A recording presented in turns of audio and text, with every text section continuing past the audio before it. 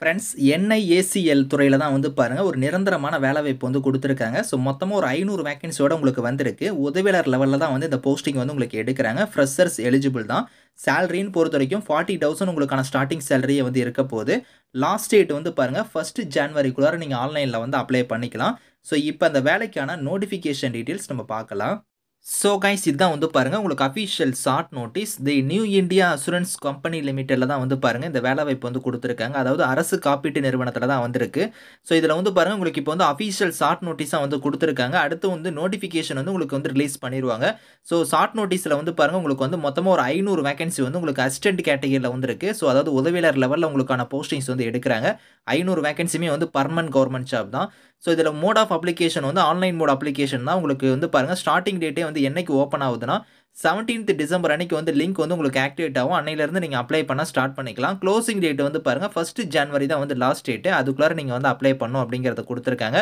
So minimum age limit வந்து 21, maximum வந்து 30 years வரைக்கும் நீங்க அப்ளை பண்ணிக்கலாம். ஜெனரல் கேட்டகரியா இருந்தா.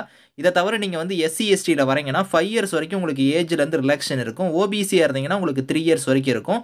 ஸோ குவாலிஃபிகேஷனா வந்து பாருங்க, ஏதோ ஒரு கிராஜுவேட் டிகிரி வந்து நீங்க முடிச்சிருந்தாலே இதுக்கு வந்து எலிஜிபிள் அப்படிங்கிறத குடுத்துருக்காங்க.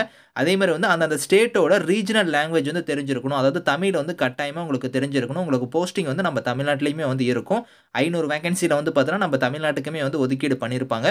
சேலரின்னு பொறுத்தவரைக்கும் ரூ. 40,000 உங்களுக்கு வந்து பாருங்க, உங்களுக்கு இனிஷியலா உங்களுக்கு ரூ. 40,000 சேலரி வந்து வரும் அப்படிங்கிறத சொல்லியிருக்காங்க. ஸோ இதுக்கான வேக்கன்சி வந்து இன்னும் கூட வந்து உங்களுக்கு அதிகம் கூட வந்து ஆகலாம். ஸோ அது வந்து பார்த்தீங்கன்னா, அவங்களோட இத பொறுத்து நார்ம்ஸ் பொறுத்து உங்களுக்கு வந்து சேஞ்ச் ஆகும். ஸோ இப்போ வரைக்கும் வந்து பார்த்தீங்கன்னா, இப்போ ஷார்ட் நோட்டீஸ் வந்து ரிலீஸ் பண்ணியிருக்காங்க. கூடிய விரைவில உங்களுக்கு வந்து பார்த்தீங்கன்னா, உங்களுக்கு ஸோ அந்த 17க்குள்ளார வந்து உங்களுக்கு நோட்டிஃபிகேஷனுமே வந்து ரிலீஸ் ஆயிரும். நோட்டிஃபிகேஷன் ரிலீஸ் ஆனதுமே நான் வந்து உங்களுக்கு அப்டேட் பண்றேன். இந்த வேலைக்கு வந்து பார்த்தீங்கன்னா, 2 எக்ஸாம் வந்து இருக்கும். அதாவது பிரிலிம்ஸ் அதுக்கப்புறம் மெயின்ஸ் வந்து இருக்கும்.